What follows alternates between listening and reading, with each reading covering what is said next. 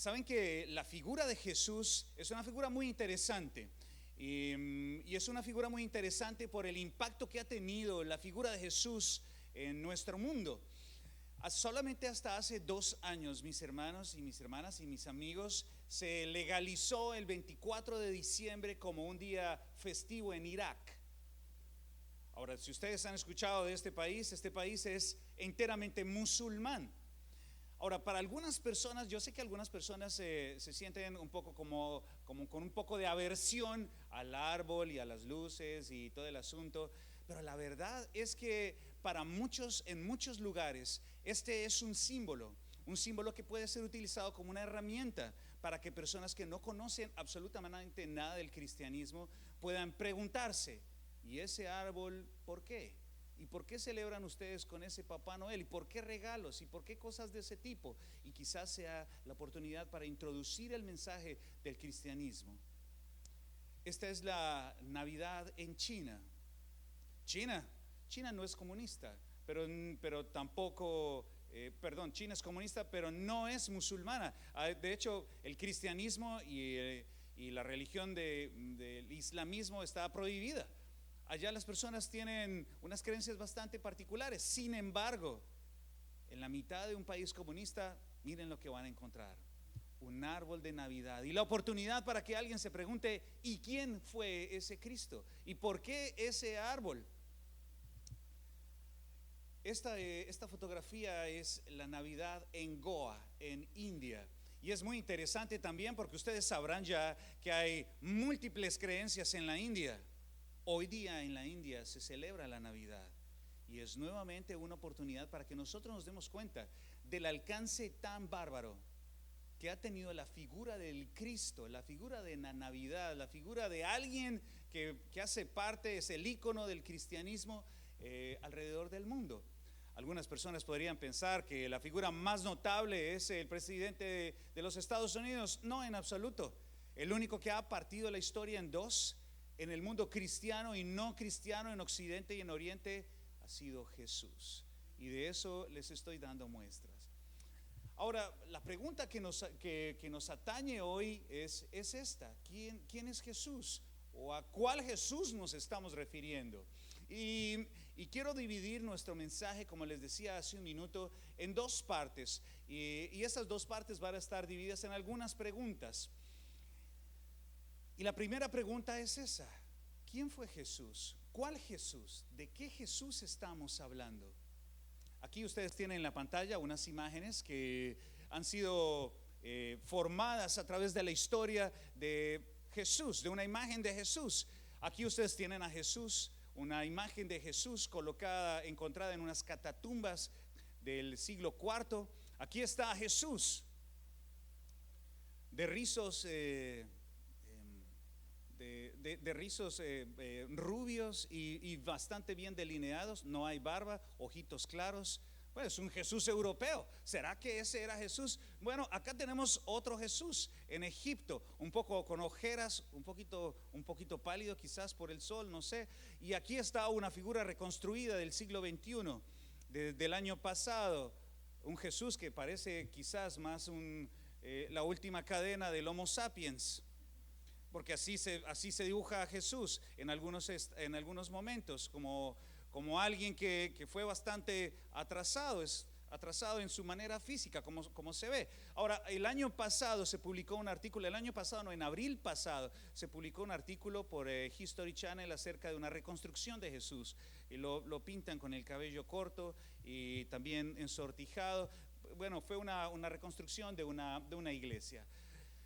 Este Jesús ha sido un motivo para sacrificar y para salvar vidas en muchos lugares. De manera que la figura de Jesús necesita ser revisada y estudiada, y es de lo que vamos a hablar. Entonces, con esto en mente, quiero contarles algo. Si ustedes no saben quién es Jesús, o si intentan conocer a Jesús a su manera, probablemente lo que estén haciendo sea tallar una imagen de alguien a quien no conocen. Y probablemente lo que ustedes hagan o deduzcan de ese Jesús pueda estar completamente equivocado. Completamente equivocado. Jesús no es el pequeño niño que colocan debajo del árbol. Hoy vamos a resolver un poquito. El tiempo no nos da para hacer una exposición amplia, pero vamos a intentar resolver este par de preguntas que les voy a plantear ahora. Pero ustedes y yo tenemos que decidir qué vamos a hacer. Si vamos a consumir lo que el mundo nos da acerca de la Navidad y acerca del Cristo, o vamos a conocer realmente quién es Jesús, quién es esta figura que es recordada en Irak, en China, en la India y nosotros aquí en Occidente. Tengo 3 preguntas para ustedes y estas 2 primeras preguntas las vamos a resolver hoy. La última pregunta la dejaremos para el próximo domingo, ¿de acuerdo? Ese es el plan para el día de hoy. Espero que lo que vamos a hablar hoy les convenza a ustedes de la importancia de Jesús en nuestra vida hoy día, aquí en Kenner en el 2020.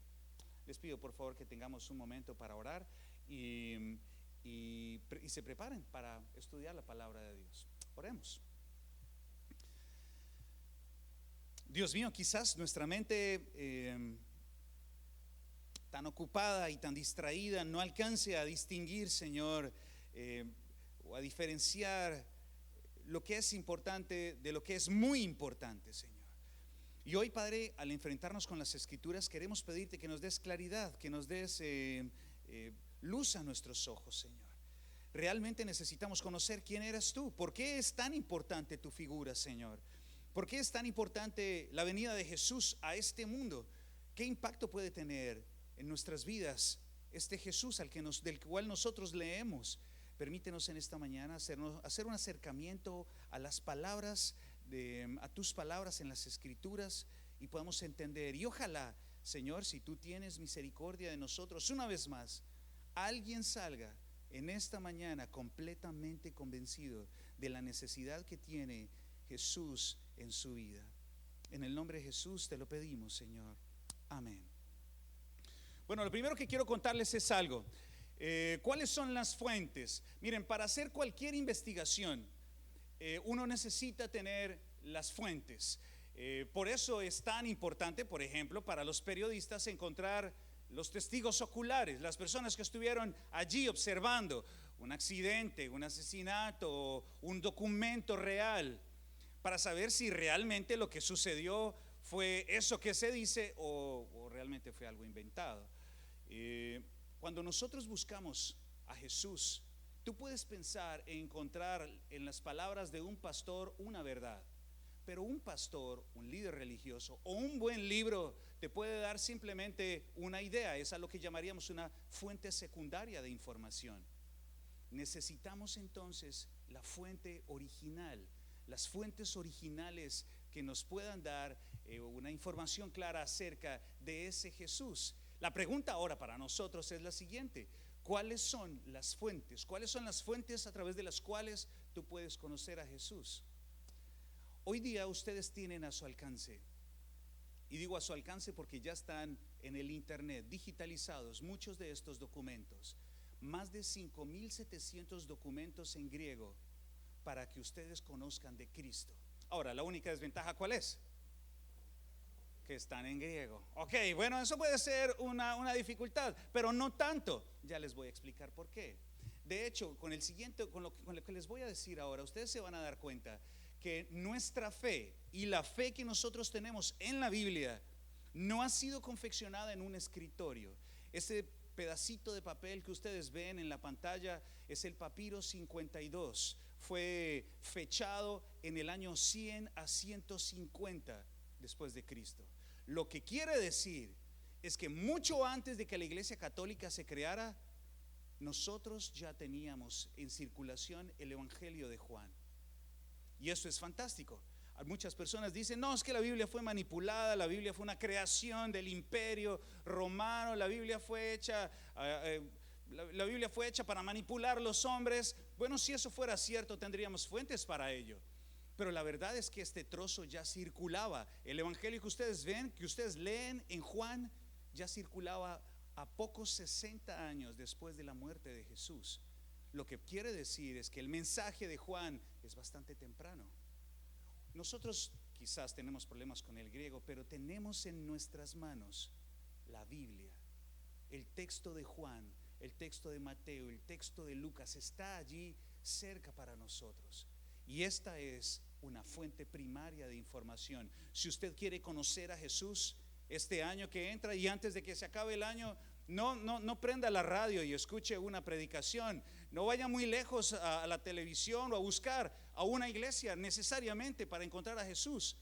Si ustedes quieren conocer a Jesús, adivinen a dónde tienen que ir: a la palabra de Dios. No les voy a pedir a ninguno de ustedes que levanten la mano, pero ¿cuántos de nosotros realmente conocemos la palabra o leemos la palabra de Dios? Ahora, hay otra fuente un poco dudosa que algunas personas han utilizado para su propio beneficio. Son estos pequeños libros, son 13 libros que fueron encontrados en Egipto, fueron escritos en copto, y alguien tomó el Evangelio de Tomás y lo hizo una película. Se llama El Código Da Vinci. ¿Lo han escuchado alguna vez? Bueno, en ese Código Da Vinci se dicen muchas cosas, entre ellas que Jesús tuvo esposa y su esposa fue María Magdalena, y que tuvieron hijos y muchas cosas más. Entonces, cuando uno ve una película así, dice: nos engañaron, nos vendieron una historia torcida, realmente lo que nos dijeron fueron unas mentiras. La Iglesia Católica no quiere que esto se sepa. Miren, si uno no conoce la historia, lo más seguro es que consuma cualquier cosa que le den. Estas son algunas palabras del Evangelio de Tomás. No tenemos todo el tiempo para revisarlo, pero miren esta descripción. Esto es una parte de lo que está allí. Esto está en el Evangelio de Tomás, en este fragmento, en fragmento A, hablando del niño Jesús. Un niño golpeó al niño Jesús con una piedra en el hombro. Jesús, enojado, le dijo: no avanzarás más por tu camino. E inmediatamente cayó y murió. Este es el Evangelio arábico de la infancia de Jesús. Jesús salió a la calle a jugar con unos niños. Ellos se escondieron, pero al no hallar respuesta, Jesús les llamó diciendo: vengan con su pastor, pequeñas cabras de 3 años. Los niños salieron convertidos en cabras, y luego de las súplicas de su madre, Jesús los convirtió en niños de nuevo. Ese es el Evangelio de Tomás y ese es el Evangelio arábigo. Ya ustedes deben sacar sus propias conclusiones, si están de acuerdo a lo que dice la palabra de Dios o fueron simplemente cuentos inventados por personas. Ustedes necesitan tener buenas fuentes, y la buena noticia para nosotros es que la fuente está aquí, cercana a cada uno de nosotros. Y ojalá este año que termina sea un buen año para trazarse buenos propósitos para el año que viene. Ahora vamos a resolver la segunda pregunta, y es: ¿quién fue Jesús? ¿Qué nos dice el texto de Jesucristo? Miren, cuando yo estaba empezando en mi caminar con Dios, siempre me pregunté algo que quizás ustedes se han preguntado cuando leen la palabra de Dios. En Mateo, en el capítulo 1, no vamos a leer ese texto, pero si tienen la Biblia pueden abrir allá en Mateo, y pueden poner un dedo en Mateo y pueden poner un dedo en Lucas capítulo 1 y en Mateo capítulo 1. Y si ustedes se dan cuenta, ahí en Mateo capítulo 1 hay una cantidad de nombres supremamente aburridos.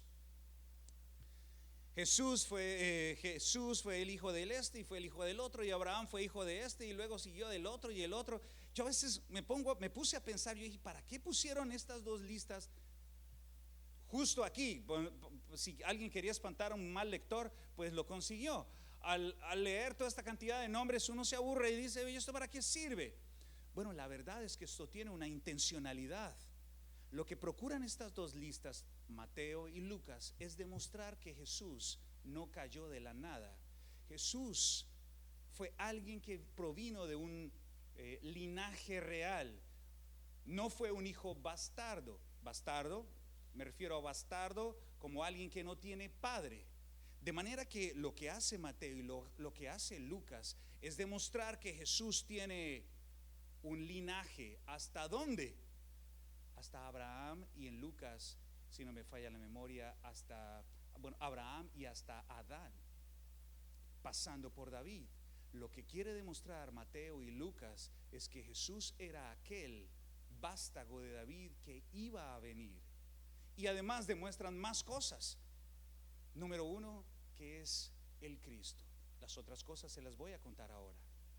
Entonces, lo que ustedes ven y lo que nosotros celebramos el día 24, o al menos recordamos el día 24, porque como cristianos lo vivimos día tras día, lo recordamos, es que ese alguien, ese Jesús no es una construcción, no es una confección de la historia, realmente es una figura histórica, la única figura histórica que ha partido el mundo en dos.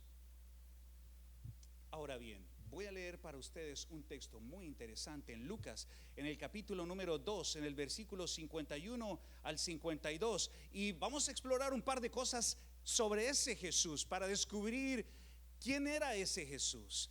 Y como les digo, tendremos 4 evangelios que ustedes pueden examinar con detalle, pero ahí escogí un par de pasajes para que ustedes piensen en esto. Dice la palabra de Dios ahí en Lucas, en el capítulo 2, versículos 51 al 52, voy a leerlos para ustedes. Dice: y descendió con ellos y volvió a Nazaret y estaba sujeto a ellos, es decir, a sus padres, y su madre guardaba todas estas cosas en su corazón. Y Jesús crecía en sabiduría y en estatura y en gracia para con Dios y los hombres. Después de un corto periplo en Jerusalén, más o menos a los 12 años, Jesús se pierde y regresa. Y hasta aquí tenemos la vida de Jesús, hasta los 12 años. Luego vuelve a Jesús a aparecer hacia los 30. Esos vacíos entre los 12 y los 30, que es la pregunta que muchas personas hacen. ¿Y qué hizo Jesús entre los 12 y los 30? Bueno, aquí ustedes pueden ver las invenciones del Evangelio de Tomás sobre el mal carácter de Jesús y su poder para convertir niños en cabras y otras cosas más. Pero realmente no tenemos información sobre Jesús entre esa edad, entre los 12 y los 30. Pero lo que sí sabemos a partir de esta fuente primaria que es la Biblia, es que Jesús vivió con su familia y se desarrolló como un judío común y corriente, como un ser humano común y corriente.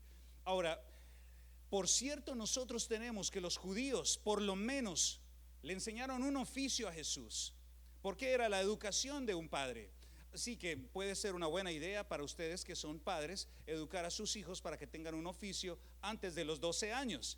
Probablemente Jesús fue carpintero, fue tallador de piedras o fue constructor, pudo haber sido muchas cosas, porque habían varios oficios. Lo que probablemente no era constructor de calzado. Y utilizo esa palabra porque para los judíos construir el calzado era lo más bajo que alguien podía hacer. Probablemente Jesús no hizo eso por el honor que la familia podría tener. Ahora, por seguro nosotros sabemos que Jesús seguramente tuvo a su alcance Deuteronomio 6, del 6 al 9, casi a diario, todos los días. Ellos eran judíos, tuvieron proverbios, Jesús tuvo proverbios a su mano. Y de acuerdo a lo que nos dice la historia, todo el Antiguo Testamento ya estaba listo para el momento en que Jesús estuvo en medio de nosotros. Jesús fue un judío común y corriente. Su educación fue la de cualquier otro judío. Y tuvo un oficio y ayudaba a sus padres también.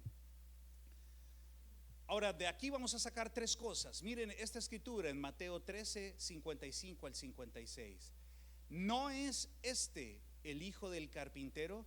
¿No se llama su mamá María y sus hermanos Santiago, José, Simón y Judas? ¿Cuántos hermanos tenía Jesús? 4 al parecer. ¿Acaso no están todas sus hermanas aquí con nosotros? Entonces, ¿de dónde sacó todo el poder? Ahora, probablemente Jesús era ¿qué? Carpintero, así es, carpintero, pero la palabra para carpintero en el griego también se da para constructor.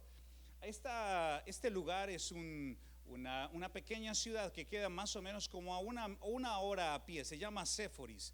Varios eruditos creen que Jesús y José trabajaron la piedra en este lugar. De manera que Jesús muy probablemente era un hombre fuerte, aguerrido y con fuerza suficiente para levantar y construir piedras, construir cosas con piedras, calles, templos, construcciones, sinagogas, cosas de ese tipo. Es lo que hubiera hecho él como un judío común y corriente. Ahora bien, aquí se pueden ustedes dar cuenta de que quien fue a la cruz no fue cualquier persona, fue alguien que tenía un estado físico admirable, que le daba para caminar por horas. Pero hay más cosas.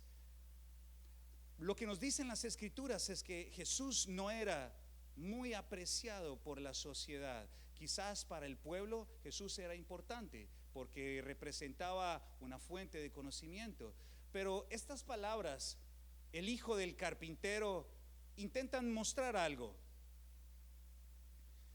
Aunque nosotros podemos saber que él es Guillermo, cuando nosotros decimos, oye, este no es el esposo de aquella, lo que hacemos en ese momento es quitar la identidad de esa persona. Todos sabían quién era Jesús. Era el hijo de José. Pero miren, ¿cómo ellos van a saber los nombres de María, Santiago, José, Simón, Judas y todas sus hermanas, pero no saben el nombre de su papá? Aquí hay una intencionalidad. La intencionalidad es llevar a mostrar a Jesús como un bastardo, como alguien que no tiene familia, lo cual es completamente errado. Él no era muy querido por la sociedad porque probablemente era una amenaza a la institución. Ese Jesús del cual nosotros vamos a recordar y vamos a celebrar estos próximos días, ese Jesús no tenía una muy buena aprobación de parte de otras personas, pero tenía familia, era un hombre de familia. Santiago, José, Simón y Judas. Ahora, y sus hermanas, ahora no sabemos mucho de sus hermanas, y algunas personas dicen, no, pues es que Jesús realmente, María realmente fue siempre virgen, que María nunca tuvo intimidad con José. Bueno, lo que nos dicen las fuentes primarias es algo completamente opuesto. Al menos Jesús tuvo ¿cuántos hermanos? Más de 4, al menos 4, más de 4. ¿Cuántas hermanas? No sabemos. Que si eran primas, miren, Jesús tuvo hermanos y Jesús tuvo hermanas, es lo que nosotros podemos ver en las escrituras y lo vemos y podemos estar seguros de que esta es una fuente primaria. Pero ahora bien, de la misma manera podemos saber algo muy importante y podemos saber cómo Jesús murió, y ya todos lo sabemos.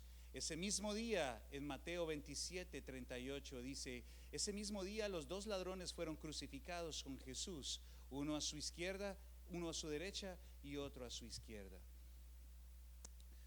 Miren, esta escritura nos ayuda a pensar en algo muy importante, y es los últimos momentos y la forma en la que ese hombre falleció, y falleció crucificado. Ahora, el que alguien muriera crucificado significaba la peor humillación que una persona podía tener. Es muy probable que haya sido llevado casi desnudo al crucifijo, a las maderas. Es muy probable que quizás porque era judío le permitieron tener una pequeña ropa como muestran las escrituras, pero la idea que tenía el romano con el Cristo era humillarlo hasta lo más bajo, sacrificarlo, sacudirlo, maltratarlo, para que el individuo que está observando diga, a esta persona no hay que seguirla. Ahora, ustedes se pueden imaginar la vergüenza para su familia. Ser familiar de Jesús no era para nada un gran honor. Algunos romanos empezaron a pintar a Jesús o el símbolo del crucifijo con un burro arriba, como un hombre crucificado con un burro, con una cabeza de burro. La idea era humillar a los cristianos, humillar al seguidor de Cristo y humillar a toda su familia. Imagínense ustedes en una sociedad donde importa tanto el honor y la gloria. ¿Quién es tu hermano? José. ¿Y tu otro hermano? Simón. ¿No tienes más hermanos? Jesús. Oh, Jesús, al que crucificaron como un delincuente, al que crucificaron como lo más bajo, a ese que colgaron como ejemplo. Ser cristiano, ser hermano de Jesús, no era para nada en absoluto un motivo de orgullo. ¿Es un motivo de orgullo para ustedes ser cristianos? ¿Expresarían su fe con alegría, con gozo? Sí y no. Sí, si sabes quién es Jesús. No, si no sabes quién es Jesús, si no sabes quién no es Jesús? Ahora, miren esto, algunos críticos dudan realmente de la historicidad de Jesús. Muchos judíos dicen que Jesús realmente existió, pero fue un judío rebelde que se desvió. Algunos dicen que Jesús fue un niño iracundo y vengativo, como lo acabamos de leer, o fue un ideólogo de un grupo divisivo. Algunas personas, si ustedes miran algunos videos en YouTube, se van a dar cuenta que las opiniones sobre Jesús en el judaísmo son bastante diversas. De hecho, mencionar el nombre de Jesús en las calles de Jerusalén te puede traer un problema si se lo preguntas a un judío. Oye, ¿tú crees en Jesús? Prepárate, ¿no? Te van a abrir los ojos y probablemente vayas a recibir una mala respuesta, porque para los judíos Jesús no era absolutamente nadie, incluso hasta hoy. Ahora, lo que quiero, a lo que los quiero llevar con esta pequeña reflexión es el valor de ese Cristo y el valor de ese Jesús para nosotros. Este era Jesús. Esto es lo que nosotros leemos en las Escrituras, que era Jesús. Alguien podría dudar de la figura de Jesús si solo se fija en el testimonio de muchas iglesias cristianas. Si nosotros miramos y solamente observamos la vida de algunos cristianos, podríamos sentirnos profundamente decepcionados. Si ponemos nuestros ojos en las instituciones, podríamos sentirnos profundamente decepcionados. Pero si miramos las fuentes primarias, nos damos cuenta de que Jesús quizás y la iglesia de Jesús dista mucho de lo que hoy se vive. ¿Qué vamos a hacer con las afirmaciones del Nuevo Testamento? Este fin de semana, este próximo jueves y viernes, vamos a reunirnos quizás en casa y hoy muchas personas van a abrir regalos y algunos de nosotros vamos a orar, otras personas van a comer y otras personas van a quizás simplemente a emborracharse y a beber para celebrar la venida de alguien que había de venir. Resulta que ese alguien es descrito como el Hijo de Dios. La pregunta que nosotros debemos hacernos es: ¿qué significa ese Cristo para nosotros? ¿Qué significa ese que había de venir para nosotros? ¿Qué hacemos con estas afirmaciones? Miren, nosotros podemos seguir de largo y seguir nuestra vida común y corriente, ¿sí? Podemos celebrar una Navidad más y empezar un año nuevo más, pero ¿qué vamos a hacer con esto que sí dice en las Escrituras y que han estado acá presentes por miles de años? ¿Qué vamos a hacer con esto? Si lo que dicen las fuentes históricas no es cierto, Jesús fue simplemente un pacifista, un buen hombre, un hombre que partió la historia en dos. Pero si lo que dicen las Escrituras es cierto, podríamos estar enfrentándonos al Hijo de Dios y a Dios mismo. De manera que si tú debes de cierta manera tomar una decisión de qué lado te vas a parar. Si vas a aceptar a Cristo como una figura histórica, un buen hombre, un pacifista, o si realmente le vas a dar el lugar que las fuentes primarias nos dan, que era aquel que había de venir, aquel hombre aquel Dios, Hijo de Dios, que se hizo hombre, que se encarnó y sacrificó su vida por nosotros. ¿Qué vamos a hacer con sus enseñanzas? ¿Qué vas a hacer este año que entra con sus enseñanzas? Más o menos en enero muchos de nosotros vamos a desbaratar el árbol, ¿verdad? Yo espero desbaratar el árbol que está en mi casa por allá hasta marzo. Me gustan realmente mucho las luces. Quisiera dejar las luces porque me gusta ver las luces colgadas. Pero bueno, no creo que mi esposa esté muy de acuerdo con eso. Pero esto va a pasar, como va a pasar cada año. Va a pasar y se va. Y guardas el árbol o guardas las luces por allá en el oscuro rincón del cuarto y con arañas y todo el asunto, y el próximo año vuelves y sacas todo. Y podríamos seguir con la vida de Jesús así, o esperar solamente hasta Semana Santa para sentirnos adoloridos en el corazón y decir: no, bueno, sí, Jesús murió y el Easter y todo el asunto. Pero Jesús no es de la Navidad nada más, ni Jesús es del Easter nada más, no es de la Pascua. Él dejó algo. Él fue alguien que marcó la vida del mundo y la está marcando hasta ahora, incluso en países musulmanes, como les mencioné. Es posible que estemos perdiendo la fuerza, el significado completo del Cristo por simplemente estar distraídos en cosas realmente que vienen y se van. Hoy los quiero invitar, mis hermanos y hermanas, a que hagan de esta Navidad algo diferente.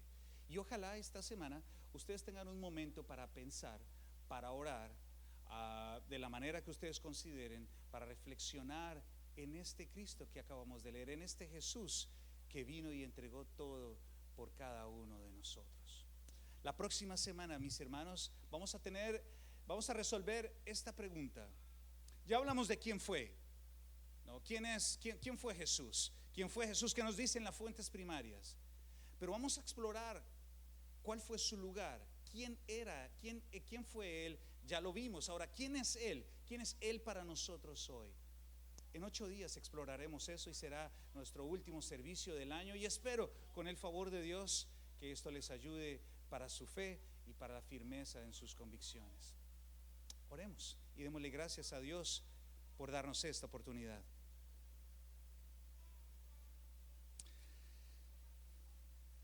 Padre, en esta mañana te damos gracias por tu palabra, Señor.